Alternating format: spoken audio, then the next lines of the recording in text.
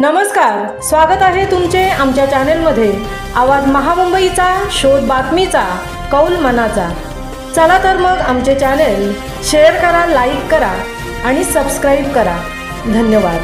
स्वस्त किराणा व घरगुती सामान पुरवण्याचे आमिष दाखवून विविध ठिकाणी फसवणूक करणाऱ्या पती-पत्नीस पनवेल तालुका पोलिसांनी केली अटक।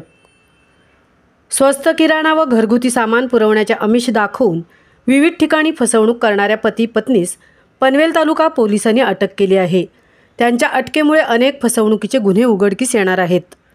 पनवेल तालुका पोलीस ठाणे हद्दीतील वेगवेगळ्या सोसायटीत भाड्याने घर घेऊन राहणारे आरोपी पती-पत्नी नवीन धनाजी पांचाळ वय वर्ष 52 व विद्या नवीन पांचाळ वय वर्ष 45 यांनी तालुक्यातील हेदुटणे व पालेबुद्रुक येथील काही लोकांना स्वस्त दरात होलसेल किराणा सामान व कपडे व घरगुती वस्तू देण्याचे आमिष दाखवून प्रथम त्यांना काही सामान स्वस्तात पुरवून त्यांची फसवणूक करण्याच्या हेतूने त्यांचा विश्वास संपादन करून तसेच त्यांना किराणा व घरगुती सामानाचा स्वतःचा व्यवसाय सुरू करण्याचे आमिष दाखवून त्यांच्याकडून सामानासाठी मोठी रक्कम ऑनलाईन व रोखीने एकूण 5,05,285 ही रक्कम स्वीकारून किराणा सामान न पुरवता तसेच घेतलेले पैसे देखील परत न देता मोबाईल फोन बंद करून व घर सोडून निघून गेले व त्यांनी तेथील रहिवाशांचा विश्वासघात करून फसवणूक करून पळून गेले होते।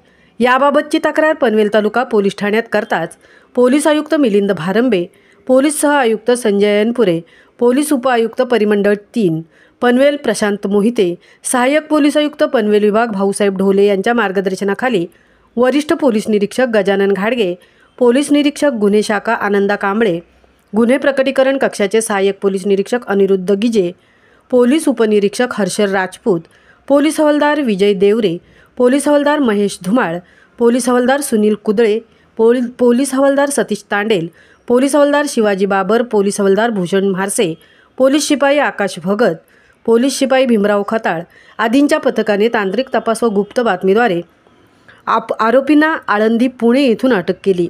या आरोपींची वेगवेगळे मोबाईल क्रमांक, ईमेल आयडी, वेगवेगळे बँक खाते वापरून तसेच वेगवेगळ्या पत्त्यांवर भाड्याने घर घेऊन नमूद गुन्ह्यातील अनेकांची फसवणूक केल्याचे तपासात निष्पन्न झाले आहे। या आरोपी विरोधात वाठोडे पोलीस ठाणे, नागपूर शहर आणि कल्याण तालुका पोलीस ठाणे येथे गुन्हे दाखल असून वाठोडे पोलीस ठाणे नागपूर येथील गुन्ह्यात दोन्ही आरोपी फरार आहेत। त्यांच्या अटकेमुळे अजूनही अनेक गुन्हे उघडकीस येण्याची शक्यता आहे। आवाज महामुंबईच्या चॅनलसाठी संजय कदम सह तृप्ती भोईर, पनवेल।